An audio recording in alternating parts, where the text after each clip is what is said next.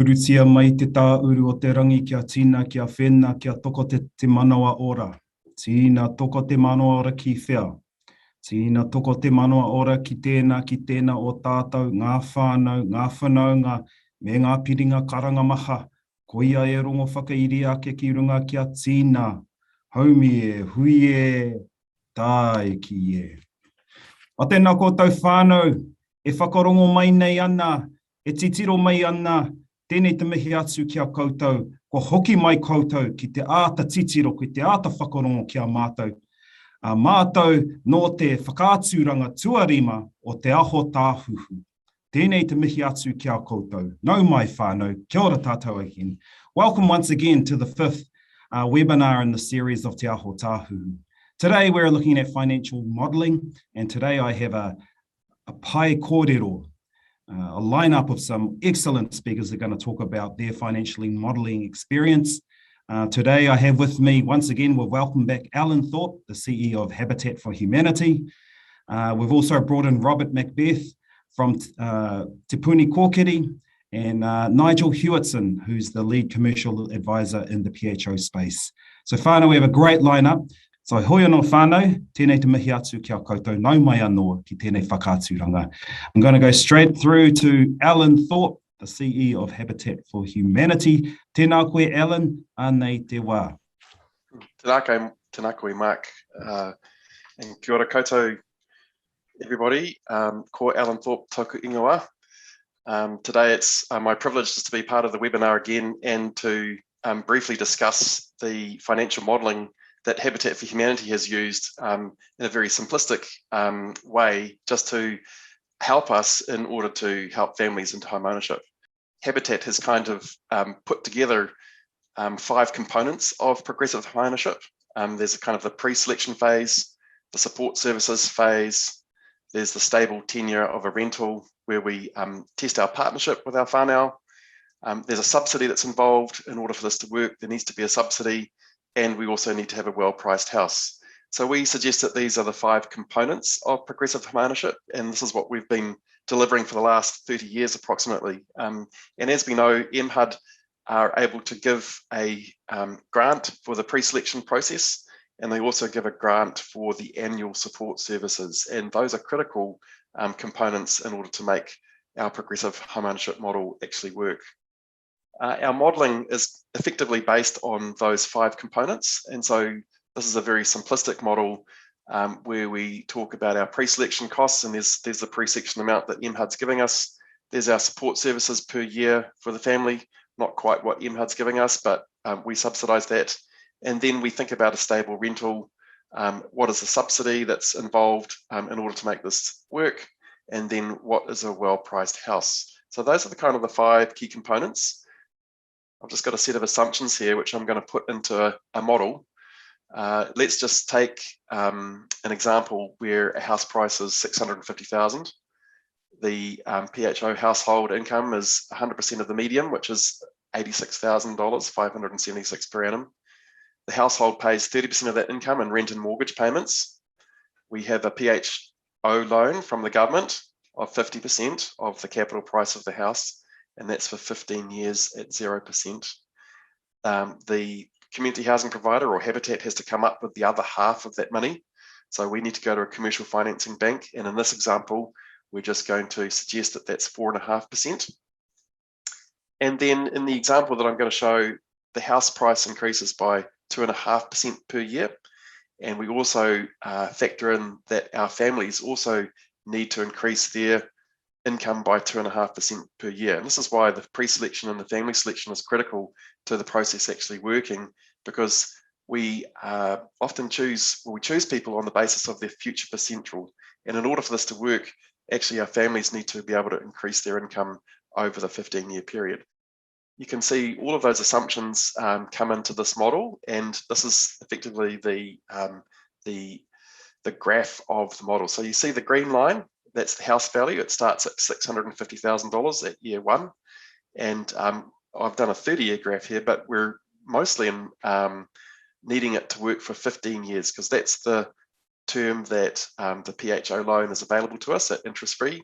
So at the 15-year mark, the house value has now become $941,000. You can see in the purple value is years 1 to 5 in the Habitat model.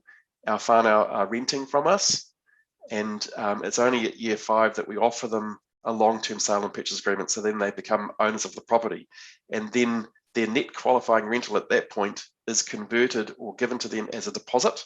And so that's why we have a difference there from $650,000. So at that point in year 5, they've accumulated about $50,000 of deposit.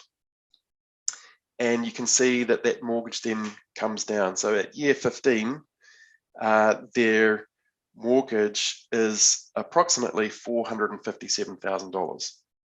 And you can see that the equity, or the value of the household, of the PHO household, is 0 between years 1 and 5 because they're just renting.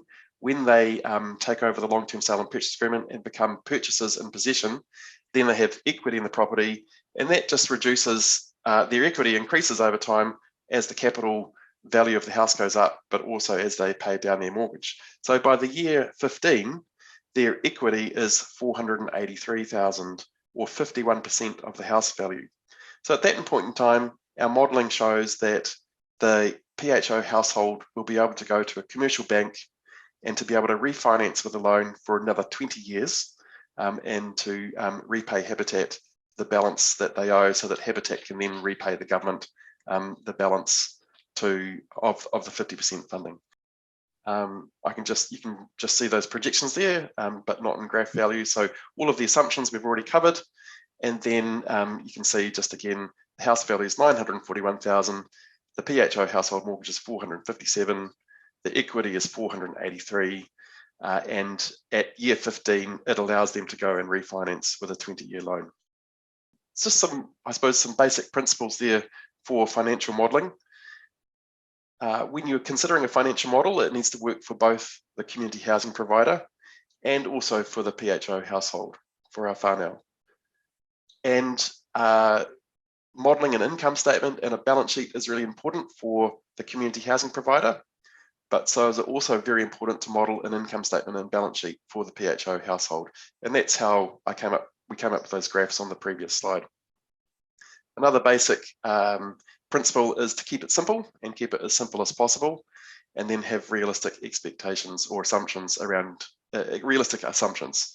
So often financial models become incredibly complicated and very difficult to use. This model is very simplistic, but it gives a really good rule of thumb for what we need to do. And I suppose just finishing up with my key takeaways, your modelling will tell you what household income needs to be in order to succeed. So in the example which I've shown you today, it was an income of $86,000 in order to succeed at year 15 for a house valued at $650,000. Second key takeaway, keep your modelling as simple as possible. It needs to be simple, it needs to be understandable, and you need to be able to keep to that.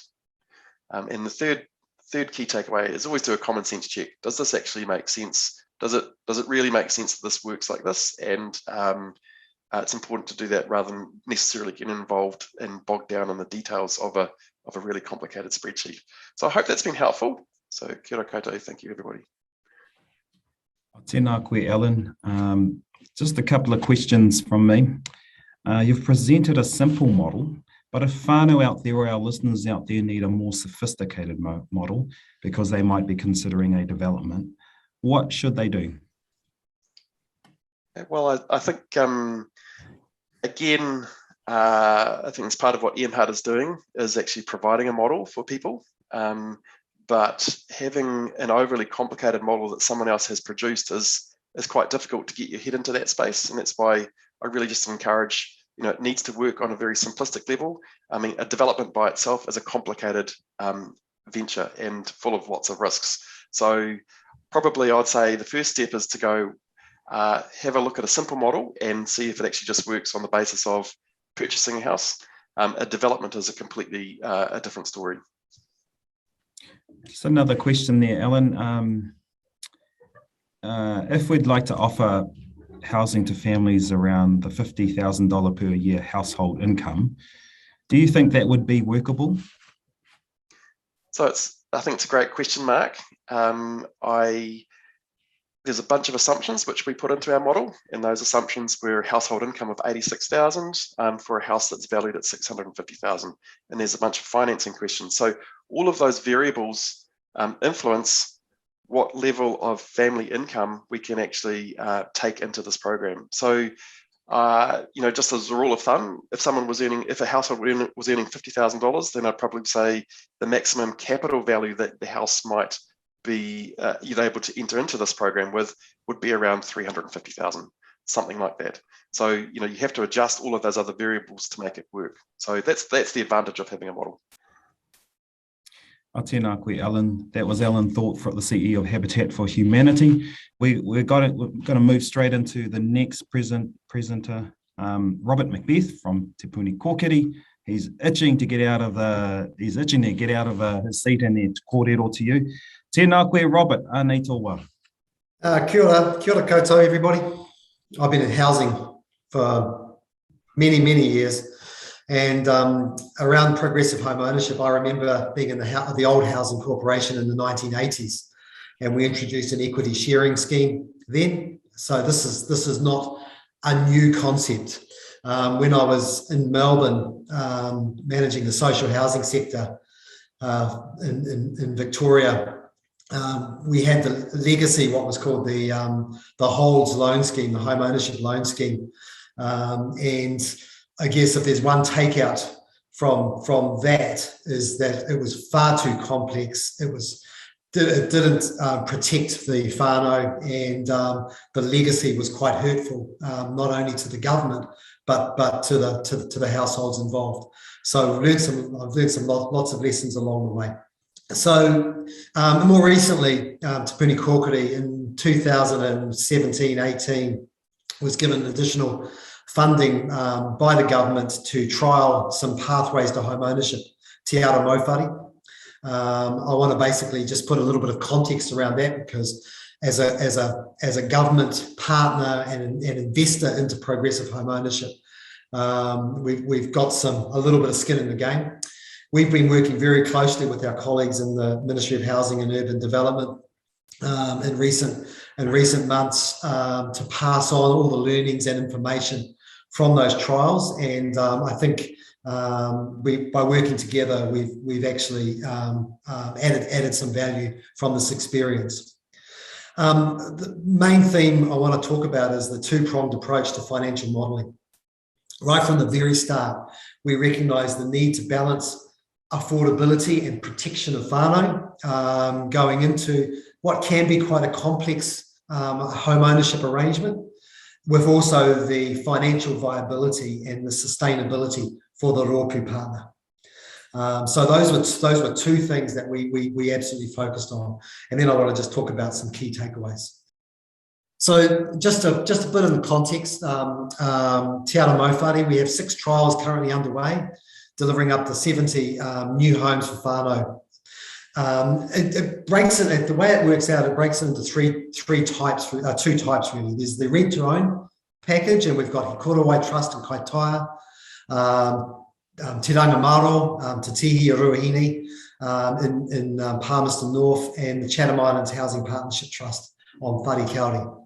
And then we have 3 working on a shared ownership model, and Port Nicholson, Titai Whenua Hiratonga, and Kauruora in Taranaki.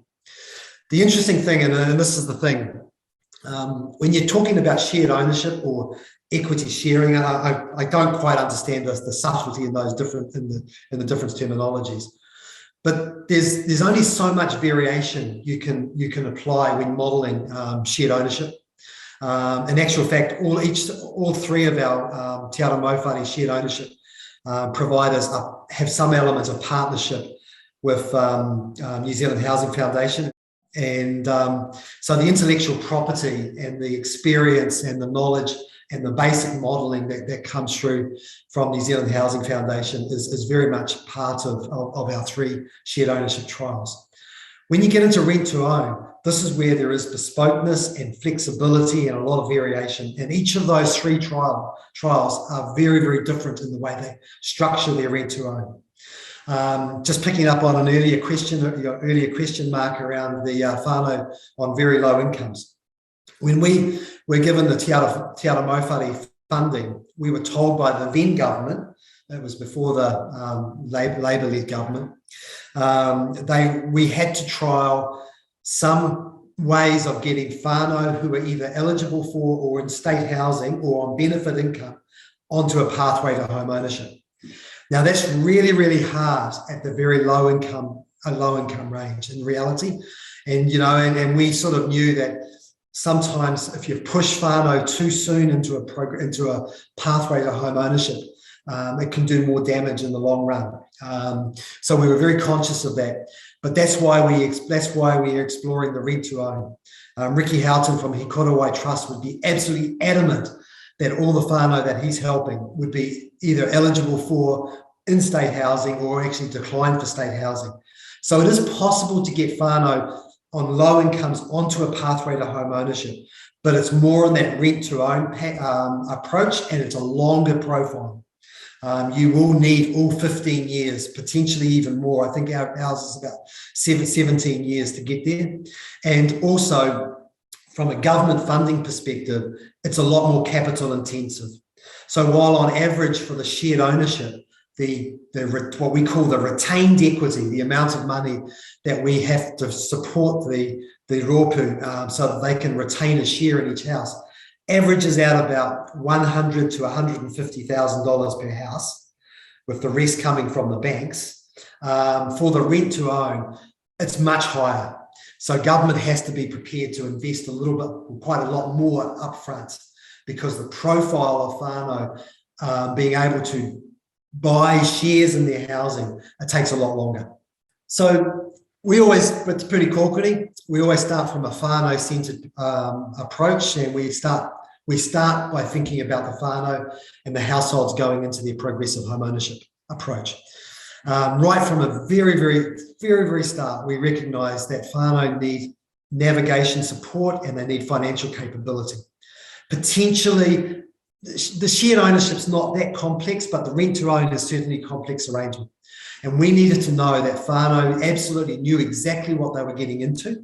They understood in plain reo, in plain English, that what it was all about, and that they had a bit of time to prepare for entering into it. And so we decided that was going to be a mandatory component of our progressive home ownership pathway.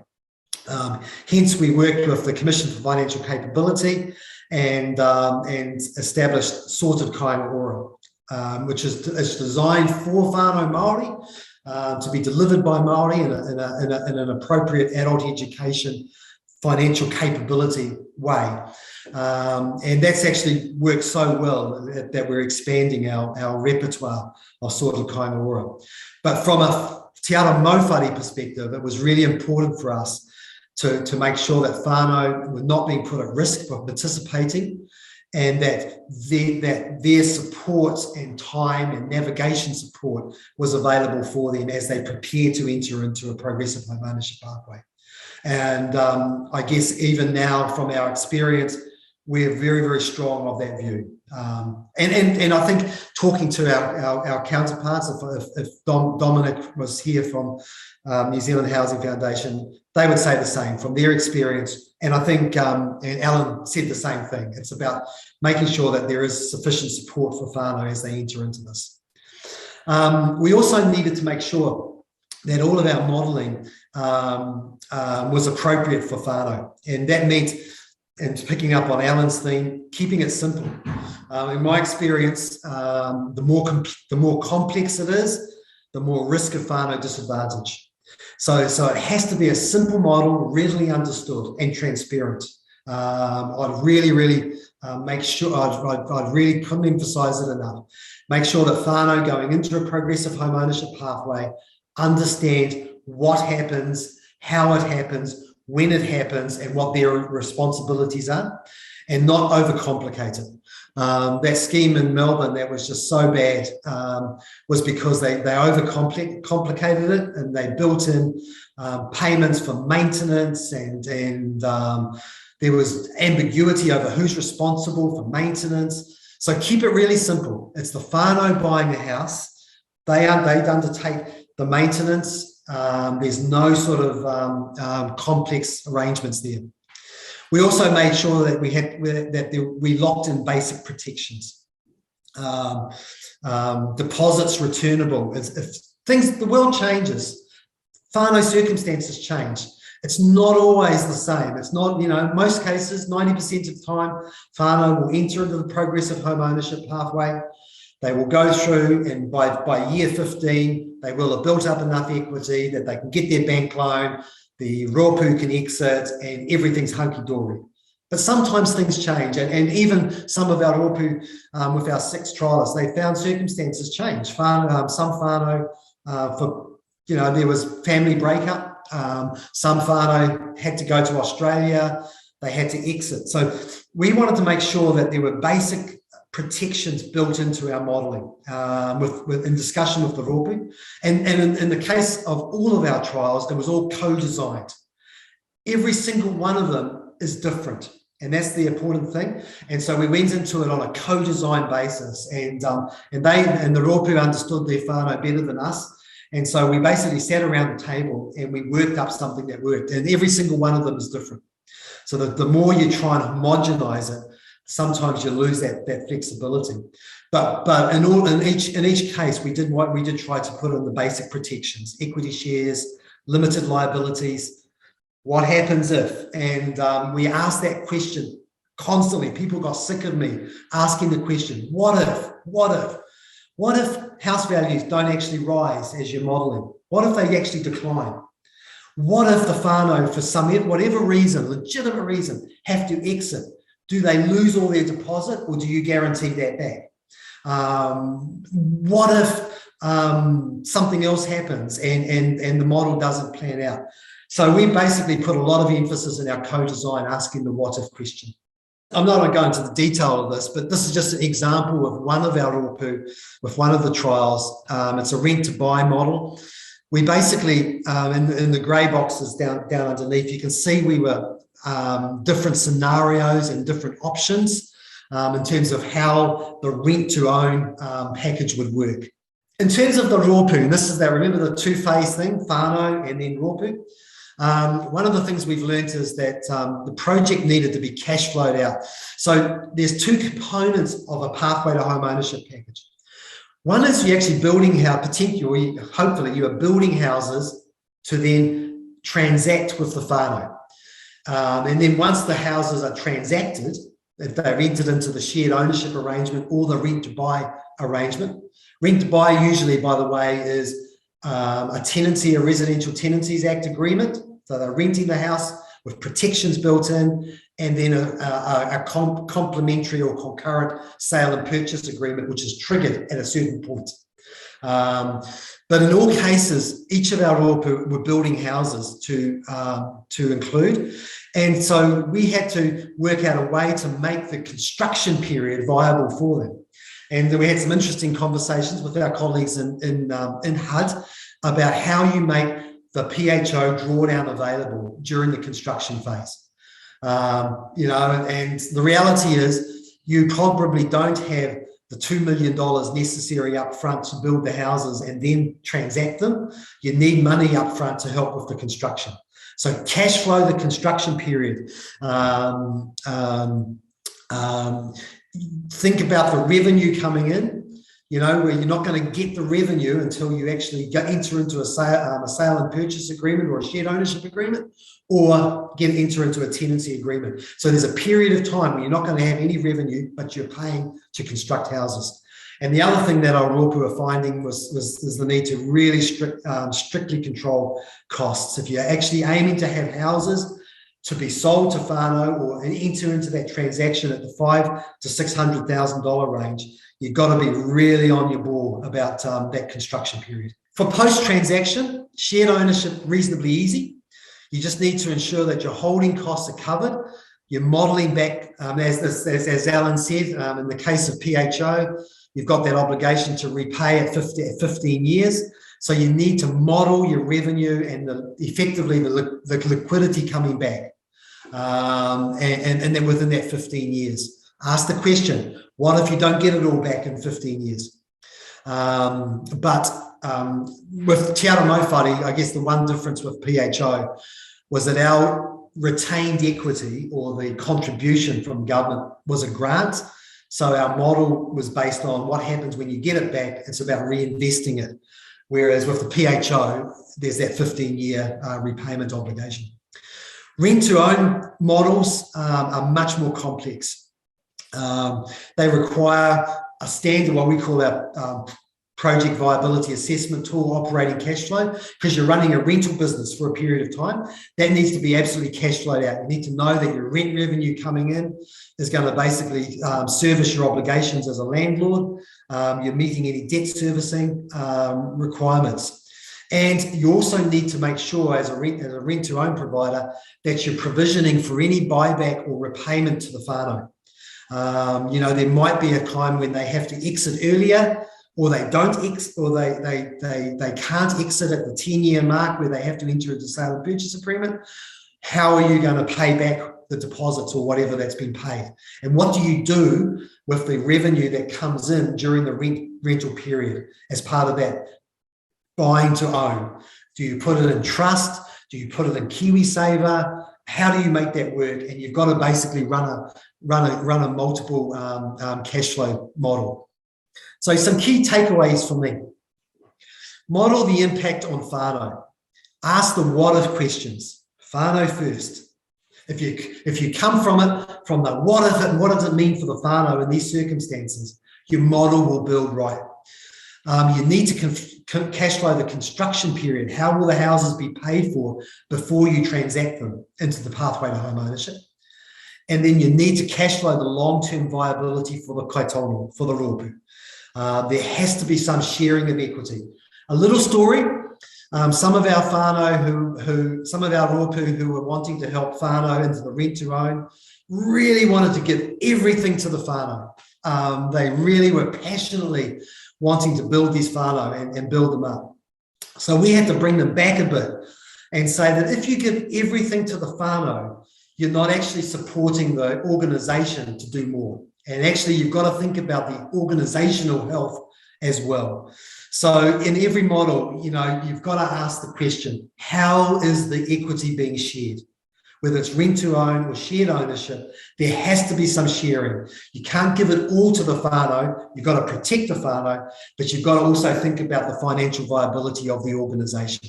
Because if the organisation goes under, it's not going to help whānau in the scheme or future whānau. So in terms of context, until the 3rd of December, there's my details there. Helen Algar in Te Puni Kōkiri is the person who sort of has been managing our Te Ara Mauwhare program. I've just been doing the financial modelling. You've got Nigel on here as well from HUD, but for those of you wanting to get into the Māori, iwi Māori pathway for progressive home ownership, I'd really encourage you to have a chat to Debbie Bean. We know and love Debbie because she was one of ours and she's now moved across, but she would be a really good resource for you as well. That's me. Tēnā koe, Robert. Thank you for that very informative presentation. As Robert said, if you have further questions, you've only got till December the 3rd, whānau, to hit them up straight away. Otherwise, get in touch with those of us from HUD, Nigel Hewitson, Debbie Bean, and myself, Mark Ormsby. Also, Alan Thorpe there will provide those all those details for you once again at the end. Robert, just before we move on, I've got a couple of questions.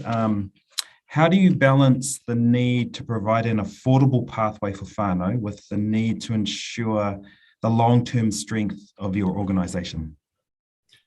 Yeah, so that gets back to what I was just sort of finishing with, really, in terms of that understanding that there is hopefully and it's a good chance that there is going to be equity gain during the period.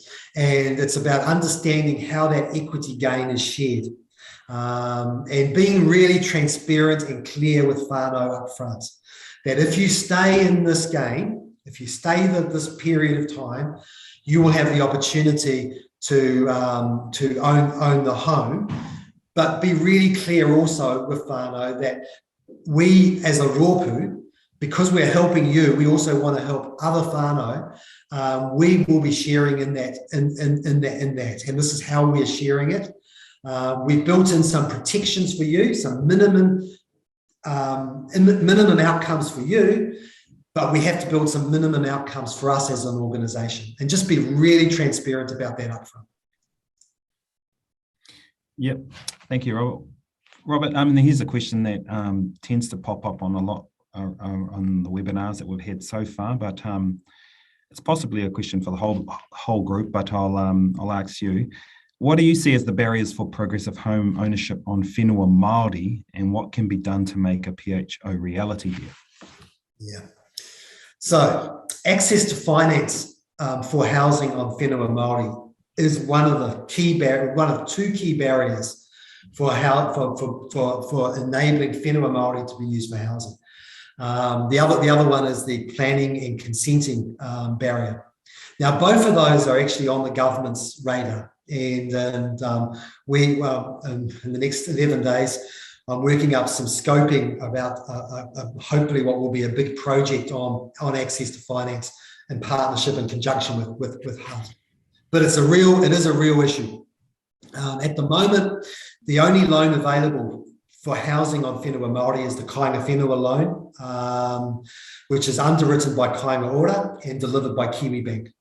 Now, we know and use that quite a lot with our Papa Kāinga program, and it's the only way that you can get loans at the moment, because the banks just, as a rule, they might say they do it, but actually there's a real issue with security on whenua Māori, because the land is not mortgage securable, because it's not alienable. So the whole point of the Kāinga Whenua loan is that the security is not over the whenua, it's effectively an arrangement over the house. And it sort of works, but not very, very well, which is why there's work to be done on access to finance. As Te Puni Kōpere, we've been talking to HUD, and we've raised the issue about how progressive home ownership can be made available on whenua Māori, because whether it's a rent-to-own scenario or a shared ownership scenario, there is an element of bank loan required. That's the deal. The rōpū or the government is not paying 100% of the cost of the house. The expectation and the arrangement is that banks will be providing loan finance to both the rōpū, in the case of rent to own, and to the individual home buyers as mortgage finance. And that's the key, mortgage finance. So because mortgage finance isn't available on whenua Māori, at the moment, progressive home ownership scheme won't work on whenua Māori. So what we've got to do is we've got to find a way of getting that access to finance issue sorted so that banks can and will lend, including through a progressive home ownership model. It's work in progress. It's understood to be an issue.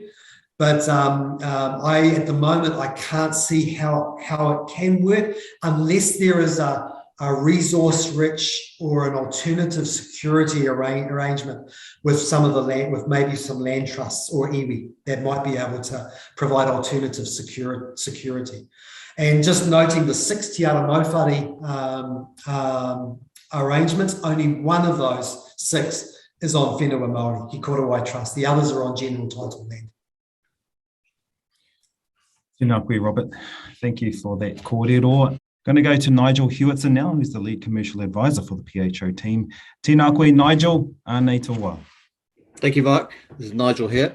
Kia ora, kia koutou. Ko Nigel Hewitson aho.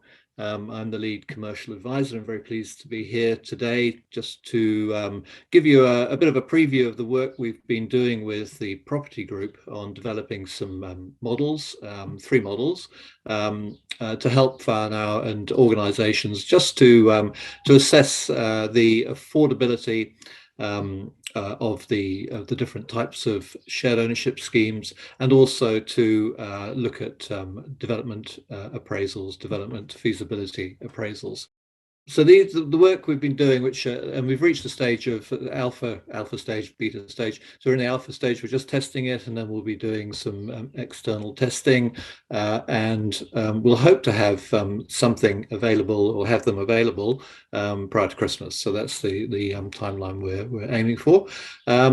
Each model stands alone. There are 3 of them, and each one looks at whānau affordability, and then a separate section looks at development feasibility. So I'll talk to, I'll use as an example the shared equity model for affordability first, and then we'll go on and have a look at the development feasibility work.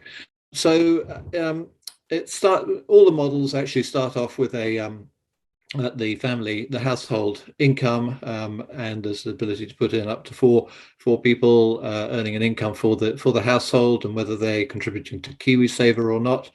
And there's also an eligibility check around the requirements of the fund, that you're over 18, that you haven't owned a home before, and that the income cap of $130,000 per annum gross income is met. And then there is also the gross income is converted into a weekly income after tax and KiwiSaver, and then there's an ability in all the green boxes, the ability to input various costs, and they're listed there in that table. And because we're using a shared equity, you'll see that the rent is 0 and the mortgage has got a figure against it. So from the provider's point of view, the input areas are to do with the price of the home and the amount of equity the household is going to be buying from the provider. So in this case, I put it in at sort of 55 for the whānau, 45, which is our maximum support for PHO, at 45%, and based on a $650,000 house, that's the numbers that it splits out into. And then there's an input area for the whānau's existing household finances in terms of how they can put a deposit together, and you can fill in the amounts there to arrive at the amount that the household would need to borrow in the market with a bank. There's a mortgage calculator on the same page. So having arrived at having the models worked out, obviously the amount required by the household, and you can input the interest rate, make an assumption around the interest rate mortgage and the term of the mortgage, which will then calculate what your weekly payments are for that mortgage, which is the $448 per week. We've in this particular case, you'll see how that then fills in the mortgage cost per week for the household. There's also for the shared equity, there's an area where the rates and the contents and the property maintenance, etc., is also calculated, and that can be inputted elsewhere. At the end of the day, you end up with a large cash flow model, which just tracks all those different incomes and expenditures, and you can change the rate at which the value of the house is your assumption around that. And in this case, we're just assuming 2%, and you can change the household's ability or the total household income, how their income will grow over time, and you can put in 2% there, and you can put in what a market equivalent rent would be. So they're going into a shared equity. arrangements. They're purchasing the home with the provider, so they're not paying a rent, but it just shows as a comparison what you would be paying if you were renting an equivalent type of house, and then you can see how your expenditure on buying a house compares to what you'd be paying in the market for renting. So just pulling out some of those numbers in year 0, year 7, and year 14, you can see that the house, based on 2%, grows to about 746,000 in year 7 and 857 in year 14, and how the provider share and the whānau share changes in terms of value. And then you can see the whānau equity from 45,000 being the deposit, and then and how that grows over time, having the benefit of owning 55% of the home. And your income is also growing, and based on only 2%, that would rise to 131,000 in year 14.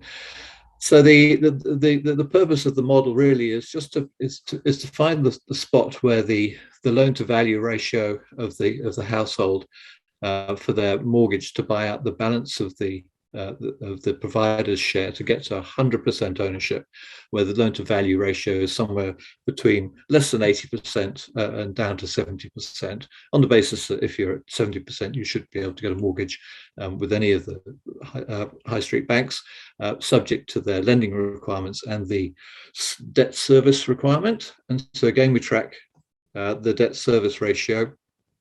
And we're targeting there the affordability rate of 30. You wouldn't spend more than 30% of your gross income. And so those little dots at the bottom of the cash flow you can see running along there just show how the loan to value ratio and the debt servicing ratio are improving over time as you build your equity. And when they turn sort of orange to green, then you know that you'll be able to staircase up to buy out the whole amount. Obviously, there are opportunities to staircase in smaller tranches as you buy out the provider, and you can play with that in the model. This graph basically shows all those numbers graphically, so it's just easy to spot where the sweet spot is. So in year 7, you can see that the loan to value ratio is just on the 80% mark, but by year 14, it's got down to between about 65% or so, and the loan to value, the debt servicing ratio is dropping in year 7 at about 40% of your income, and by year 14 you're sort of about 36% thereabouts.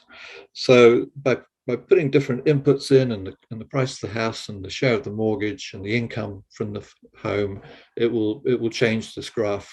And this graph is hopefully the easiest way to see how, when you're testing and trying out your model, you can see where something may work for whānau or where it may not work. So I'll just look at the other two models, which is the leasehold and the rent to own.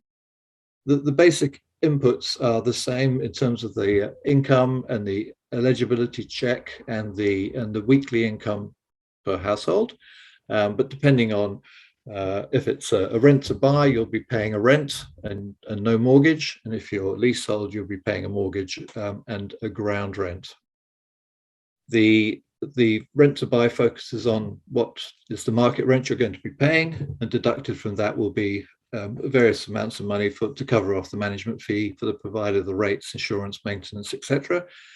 To provide you with a net amount. And from that, the provider will have likely to have some other debt on the property, as well as the PHO loan, and will be paying interest on that. So part of that surplus or available rent can be diverted to cover that interest payment, and that's up to the provider to decide what level that should be at, which would then leave a certain amount of money per week available for the whānau to build their equity in the product. For the leasehold, the input areas are on the price of the market value of the whole home, land and buildings, and then what price will be charged to the Whānau taking up that long-term 100-year right to occupy in the property. So in this case, we're just adopting 325,000 being the price, which is 50% of the total value of the property. And then there's normally a ground rental payment which is made as well to the provider, and that can be changed and based on 1% or 1.5%, but a low ground rent requirement there. So those are the two, for the different models, the two points for the provider to be considering. Again, you'll be looking at those cash flows, and the rent to buy model will show you on the basis that the purchase price to the whānau, once they've when they get the sale and purchase agreement, it may be fixed at the original price at year zero, so they can buy the property when they're in a position to at that price, the year zero price, but they'll be purchasing it at, say, year 10, and it shows the debt service line there as well. So you can see on the rent to buy graph that in about year 6, your year 6 to year 7, your blue line, which is your loan to value ratio, is getting down to about 70%, and your debt service ratio is probably getting on year 7 to 8 about 22-23% of your gross income.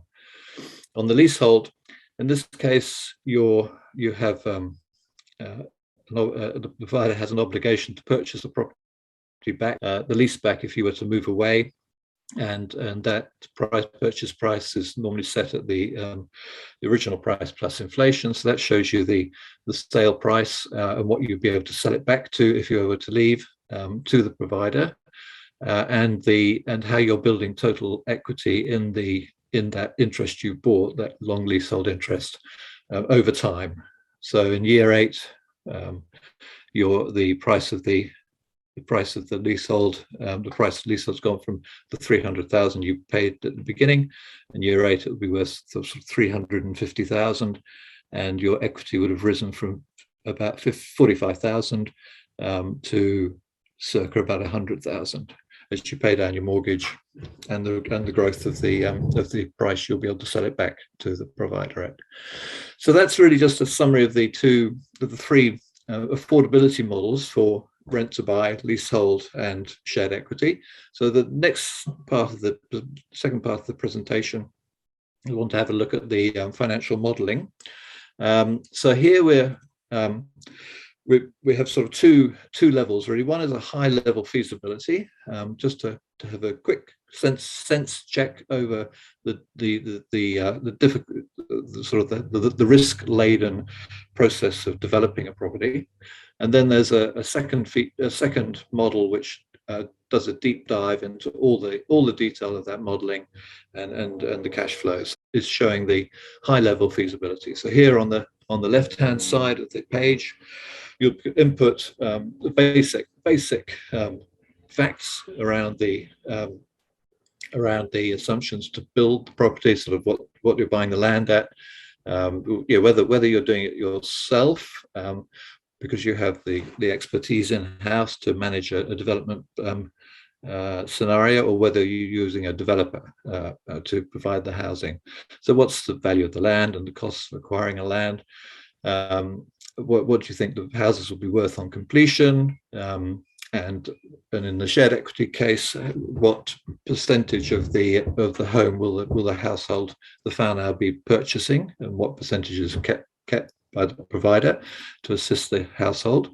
What's the cost per square meter and professional fees, etc. So inputting those variables into that left-hand side will then give you a preliminary sort of feasibility budget, which gives you a quick outcome. Well, in this case, it makes a loss of about getting just under $500,000, and it doesn't look at all feasible given the risks of a development. A development project. Most developers will be looking for at least, and participants, at least 20% to 25% even, just to cover all the unexpected risks that can occur through time delays and design creep and all sorts of different things that can really impact the feasibility of a development. So that's the sort of the high level quick check page. If you then want to dive into more detail with a development manager in house, or you've got or you're contracting with, then you can look at the next slide.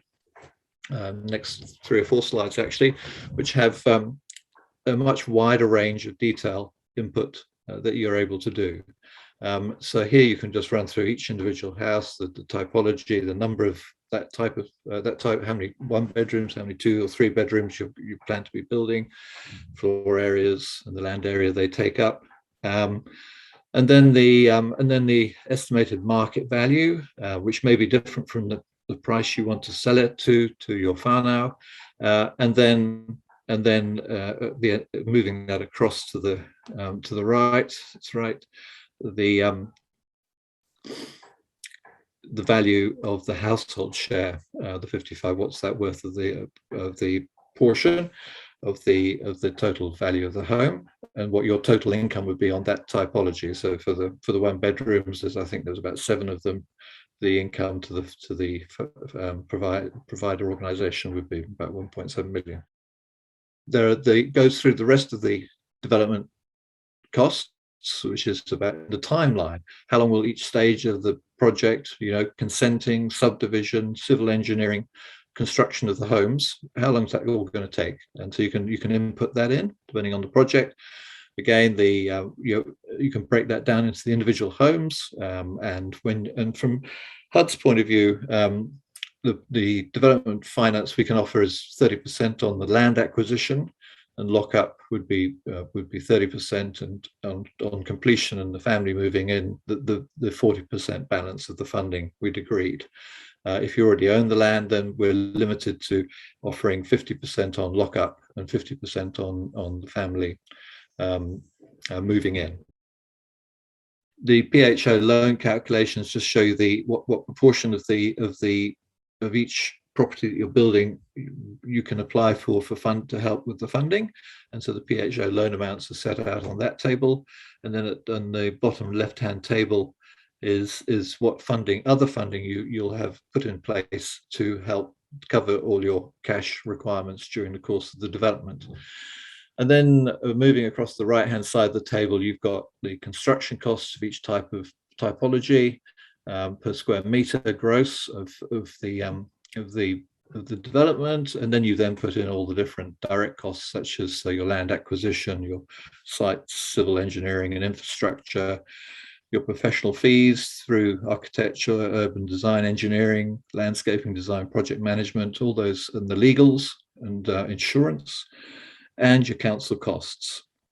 And so you can see that that's extremely detailed. It's for when you've really got, you really want to dive into this in great detail and think about each particular element to flesh out and assess the risks around all those different elements of doing the residential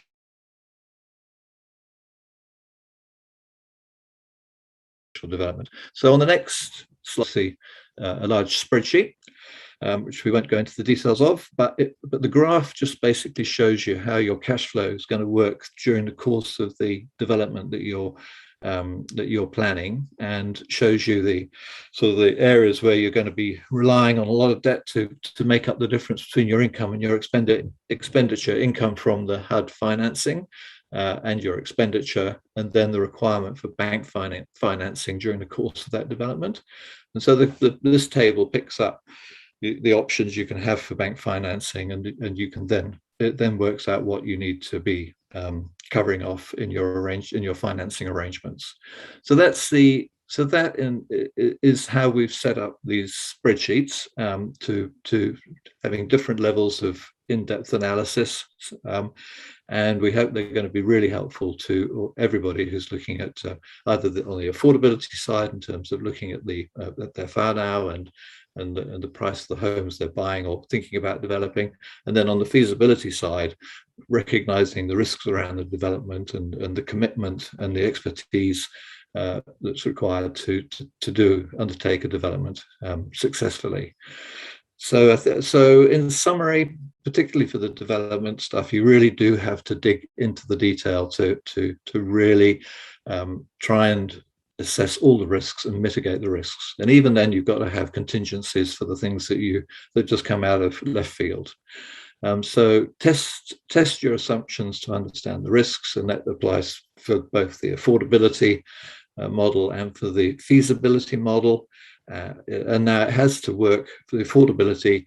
It has to work for whānau, because it needs to work for whānau, because you're relying on whānau in the shared equity and the rent to buy to be able to repay the loan to HUD at year 15.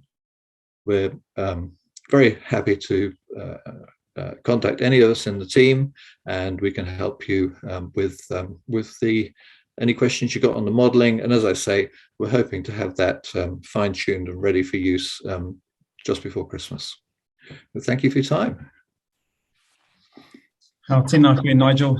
Thank you for that presentation. I have a few questions for you, Nigel, before we move into the Q&A session. You mentioned that these models are in the final stages of internal testing. When will they be available on the MHUD site or Te Tuapapa Kura Kāinga's website? Yeah, it's probably sort of, if all things going well, probably in the second week or third week of December, or just the week before Christmas, I think is probably good to aim for. Yeah, we'd like to get some feedback from some of the practitioners, and just to fine tune the models, and then go from there. Some of that modelling looks quite intense, Nigel. Will there be any assistance in helping whānau out there or users wanting to understand how to input information into the model? Yep, definitely. We're here to help, and we will all be able to spend time just going through that with you. I think you'll find that once you get used to seeing the models, especially the affordability, it generally does most of the work for you once you put in your variables. The challenge is that detailed development feasibility that requires a lot of work for participants to get to the bottom of all the risks around that. So we're here to help, definitely. And just final question, Nigel. We're offering up all the presentations at the end of these webinars to the whānau out there who can access it via the website. Could you also provide some of those Excel spreadsheets that you had in your presentation as well? Not till we've checked through and got feedback on the detail, because as you'll appreciate, there's lots of moving parts in those spreadsheets and formulas, etc. So it's good to get feedback from other people who haven't been involved in the design of it, because they'll spot stuff which just needs to be ironed out before we can make them available. So the spreadsheets will be on the website when they're ready, just before Christmas. Okay, kia ora, Nigel. Thank you for that, your presentation there. We're going to move into the Q&A session now, whānau, and I'm just going to, I can see we've had quite a few questions and a lot of them have been answered. So I'm just going to run through some of the ones that have been answered and maybe throw that over to our panel to also add if they have anything else to add. But just running down the list of the questions that have been answered. The first one was from Lisa Nathan. Kia ora again, Lisa, who was also a panelist with us in one of the previous webinars. Her question was, what if whānau are unable to purchase the remaining share over the 15-year period due to house price increases outweighing wage growth increases? What are the implications? And Alan has replied back by saying Habitat's model is not a shared equity model, so they purchase the house at its market value at year 0. They don't have to pay out a share of the capital gain at year 15. If panelists want to answer anything like that, add to that answer there, you're more than welcome right now. Yeah, a perfect example of a what if question, Lisa. That's exactly what you need to ask. One of our rent to own models actually builds in the possibility that the share can't be, well, they can't enter into a sale and purchase agreement. In which case, being a rent to own, then the question is, does it continue as a rental house, or do we find another answer? But it's a good example of a what if question. Sure, thanks, Robert. Just moving down some of the most voted questions. The next question was from Leah Warbrick. We would like to establish home ownership on Māori freehold land. Does the price of housing have to reflect the status quo? Our research shows we can buy quality homes for under 200K, which we could possibly pay off within 15 years at a low weekly rent. The higher prices work well for those with a specific yearly income. What could you suggest to those who are benefit-ridden due to illnesses, have a good KiwiSaver and some savings? Thanks, Ellen, for answering those quickly. And Ellen said, just as Robert said, MHUD is providing 50% finance, so you will need to come up with the other 50%, and we will need the cash flow to support that, and then be able to pay back HUD at the end of 15 years along with your other financing. I'd say, actually, that's another thing about whenua Māori, because while home ownership on whenua Māori builds whānau wealth, which is a good thing, you're not going to see the same levels of capital appreciation and values on whenua Māori that you do on general title. Because basically what happens on general title, it's the land that is increasing in value. But because whenua Māori is inalienable, rightly so, the value of the land is not a part of the equation. So you're not going to get the capital appreciation on whenua Māori. To answer that, I'd go to our example of trial with He Korowai Trust with Ricky Houghton up in Kaitaia. His model is basically same sort of thing, houses costing about $200,000. Rent to own, and his model is that within 15 years, or certainly before 17 years, the whānau will have bought the house, and then they've got private wealth. So it can be done, but the thing is, you need the funding. In the Ricky's model, you need the government funding almost 100% up front, because you can't have the debt component there, because the profile of whānau paying back over a long period of time is not going to support it. The model won't support bank finance coming in. So it's a different scenario. What our trial said is that shows that it's possible, but that's probably not where PHO is going. But I'll leave that for Nigel. Yeah. Only, I suppose, in the event, as you referred to before, Robert, where there be some third party who'd stand behind to provide the security. Yeah. Kia ora, Robert. Kia ora, Nigel, for answering that. Just on another one of the answered questions from an anonymous attendee, are you able to give an estimate of how many people have gone through the PHO model and now own their own house? And Ellen has provided an answer for that. And the rest of that question was, can you also give an idea of how many people have reneged on payments? So Ellen has responded for Habitat, that Habitat for Humanity has had approximately 530 families through its PHO model. We have had a 97% success rate. We know families go through different circumstances over the 15-year period. This is why the annual grant from HUD for pastoral care support is really important, as it is the initial selection of the household at the beginning. So, Nigel, I don't know if you want to add anything extra to that, or Robert?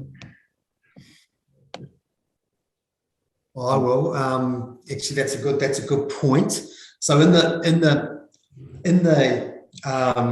the models, and this is Alan's model and also the New Zealand Housing Foundation model.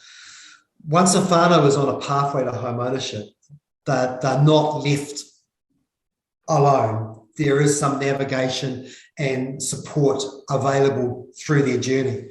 So I would be very surprised if a whānau that was at risk of reneging wasn't picked up as part of those annual reviews and annual discussions and solutions resolved before it got to a reneging situation.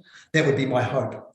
The other thing I didn't say is that in terms of catchment, so remember I said about sorted kaingaroa being an absolute necessity to go into our programs. It's really, really important for us. We knew that when you go into a community offering sorted kaingaroa, it has to have quite a large catchment. And so you offer it to the whole community as much as possible. And in itself, that delivers a financial capability boost to whānau in that community or cohort, which is a good thing. But we knew that not all whānau going into sorted kaingaroa are going to be able to enter into progressive home ownership. And so we took a wide catch approach with our rōpū, and so offer it widely, knowing that probably about 1/3 maybe of those whānau that enter into the financial capability program might then be in a position to enter into a progressive home ownership. Te Tihi and Palmerston North, because of the arrangement they had, they were supporting 100 state housing tenants as part of their support program. And of those 100, they found maybe 20 that would be in a position to move towards progressive home ownership. And then that's a harsh reality that sometimes whānau do take a lot longer to get ready to enter into progressive home ownership. So you actually have to go in with a wide catchment, and then whānau then basically self-select which ones are ready to go into progressive home ownership. Now, that's not to say that you're discarding all the others. What it means is you're providing them with a different sort of support. But maybe at this point in time, progressive home ownership is not the answer. The other thing I forgot to mention too, Mark, was that in our experience, KiwiSaver, because KiwiSaver is so intricately linked into the government first home ownership grants,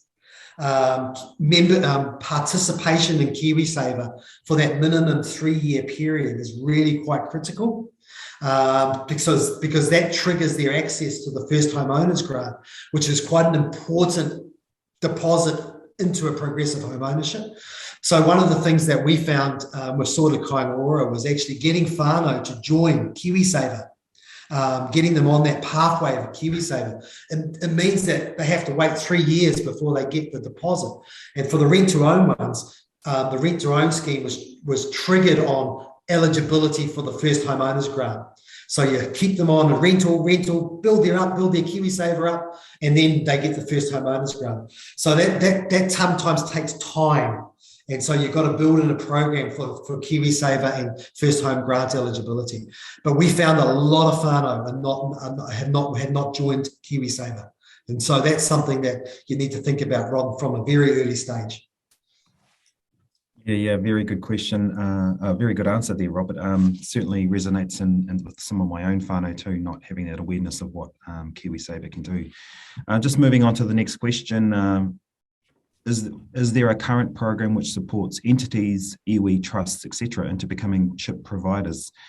Robert replied back, I don't think registration as a CHIP is a requirement for PHO, and the answer is no, it's not a requirement, but it does help. But we will work with organisations to become PHO providers without that CHIP registration.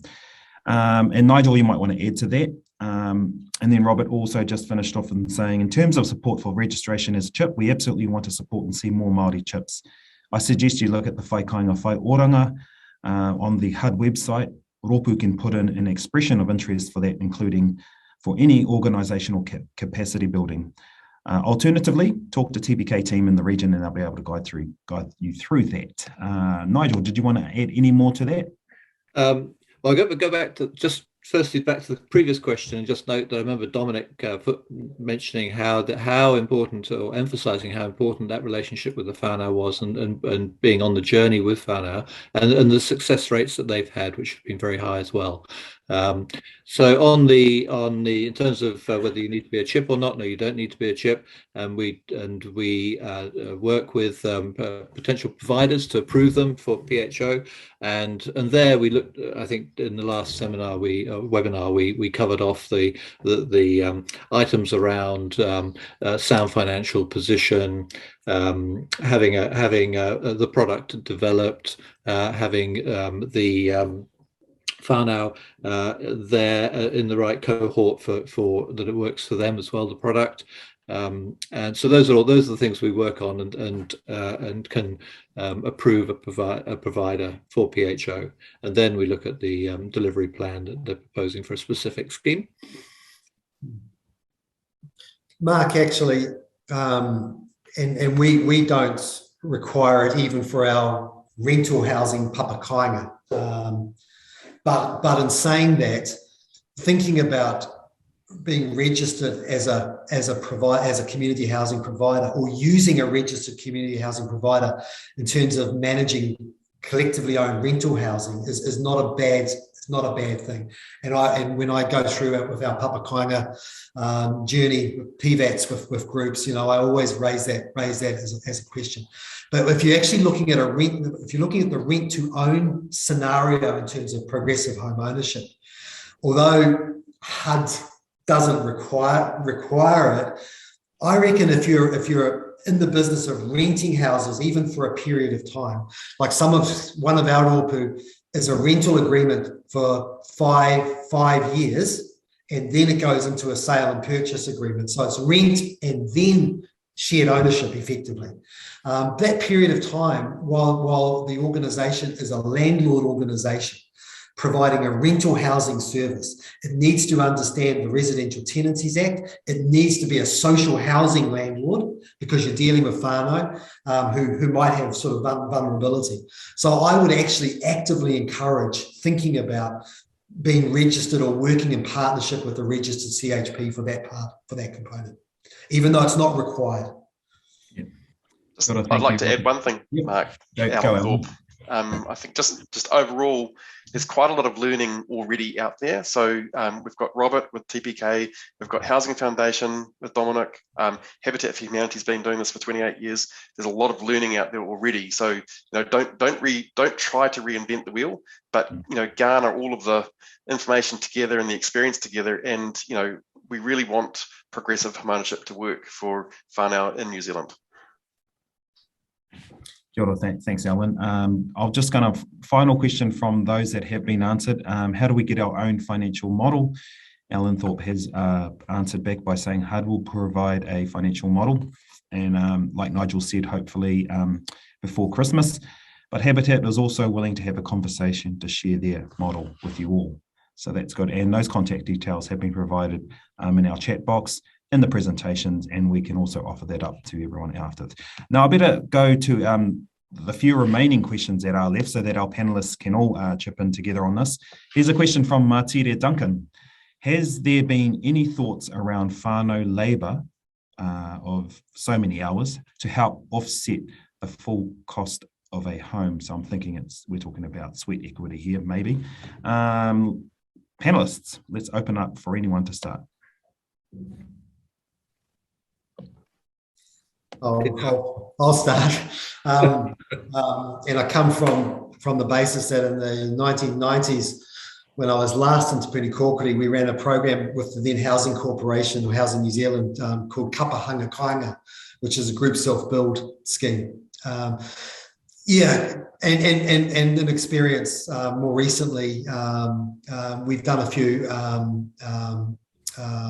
earth build, supported some few earth build projects. When we're talking papa kāinga and we're talking about sweat equity, we say absolutely. If you want to put sweat equity in, absolutely. That's an acceptable contribution, and we will value that. What you've got to make sure is that it is actually something that can be valued in the sense that it's not something that's just said. So we in our PVATs, in our financial modelling, we have the opportunity to put in sweat equity, but what we need to see is the corresponding actual cost that it's reducing. So, for example, if you wanted to do a sweat equity landscaping, then that cost has to be in the project costings, and the value of the sweat equity reduces that. So it's something that has to be a real reduction in the cost of the house, and we need to see the evidence of that. But yes, sweat equity is a possibility. Whare uku, the thing is, on whenua Māori, the trouble is with whare uku is that the houses are not upliftable, which is the basis of the security arrangement of kāinga whenua loan. So effectively on whenua Māori, you can't get finance for whare uku, which is a real shame.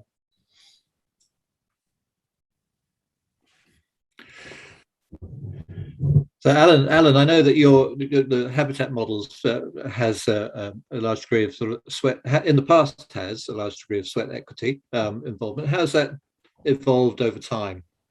Yeah, thanks, Nigel. I think the reality is that our sweat equity is part of our transaction documents in our agreement with our whānau, and it's a maximum of 450 hours. But that's primarily about testing their willingness to partner with us. It's not, we don't count that kind of as a value towards the home. So involved in that sweat equity now is a lot of financial literacy and education, and there may be some other community hours that they need to do. So it's really more now an indicator of their willingness to partner and their kind of motivation to enter into the PHO model with us. So it's not given health and safety, and given the fact that we're purchasing houses of developers, etc., it's very difficult to get people involved in the construction of a house now. Yeah. Moving on to the next question. In regards to Māori whenua, as banks understand lease arrangements and the Māori Land Court have the ability to grant long-term leases, could it be feasible that banks look to use a tri-party agreement created similar to the Kiwi Bank kāinga whenua loan, but using a lease arrangement as opposed to an LTO? And if so, would a lease agreement work with all the progressive home ownership arrangements? Let's start with you, Robert. Yeah. So been on this journey for a little while, and it's something that will be picked up as part of the access to finance whole policy consideration, I think. We have an example of a papa kāinga up in Raglan, Whangaroa, where they used leasehold interests, and the trust basically issued long-term leases, and that sort of worked. I think that worked.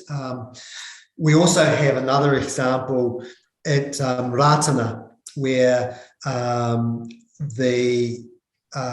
new papa kāinga or development there, they were looking at leasehold interest. In my experience, it always ends up going back to license to occupy, because that's a well-proven and easily documented and accepted model in terms of kāinga whenua loans. It's just easier. If you're going to issue a lease, if it's an Api Whenua trust and it's going to issue a lease, it might as well just issue a license to occupy, and that's a lot easier and a lot simpler. But the thing is, why it doesn't really work for the banks is this thing called reputational risk, and that's always going to be the catch, because it might have adequate security, it might feel that on paper the leasehold interest is an adequate security, but it's that what if question again. What if actually the loan is in default and the bank has to take mortgagee action on that default, and the risk to the reputation of a bank going on to whenua Māori and evicting a whānau from their own land is very, very difficult for a bank to accept, which is why the kāinga whenua loan scheme is underwritten by government, kāinga ora. So I think that thing around the leasehold interest acceptable on paper, but actually in practice, it still comes across that reputational risk if a bank, in the unlikely event, had to take action. And I think that would always stymie things. So I think, although it's real painful to taihaura even more, but I would hope, I have real high hope that the work that we're going to be doing with HUDs and looking at the whole access to finance, we'll actually start to uncover these things and actually work through them. And Te Matapihi as well should be there. I know a couple of years ago there was a financial wānanga up in Tamaki, and we got the banks together and we looked at this, and it's been a bit slow, but I've really got hope that we'll get into this. And yes, at that point we will look at the issues like leasehold. Thank you, Robert. Just moving on to the final question from Selena Rika. What if the deposit is offered in affordable vendor finance contributions?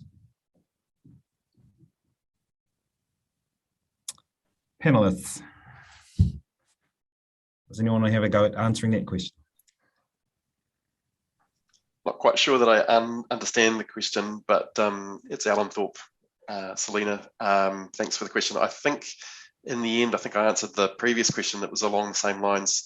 In the end, the PHO provider has its own options about obtaining finance. So the finance needs to work for the family to be able to graduate into home ownership ultimately. And so if a vendor is providing finance, then and it's a good rate, then pop that into your model as part of your calculation. That's I think I can answer it that way. Yeah, and just looking at the whole the model in totality and how the loan repayment is managed as well. It needs to be looked at. All the constituent parts need to be assessed and worked out how they're going to work. Final words for you, Robert? No. Just my final word. It's about how does it work for whānau. Make sure that whānau is safe. Make sure that it's simple and that it's transparent, and that whānau know when they're entering into this what their obligations and how it all works is. That's really important. Yep, kia ora. I'd just like to, we're coming to the end of our webinar presentations, and I just want to thank the panelists that have joined us today and offered up their information to you all. We had Alan Thorpe for his second time around back with us on Te Aho Tāhuhu. Nigel was a second time round person. And Robert, while you're a virgin prior to this, and this is your first time, we'd like to probably think about getting you back for a second time in the near future. So my mihi to all three of you for your time and your efforts today presenting to the whānau out there.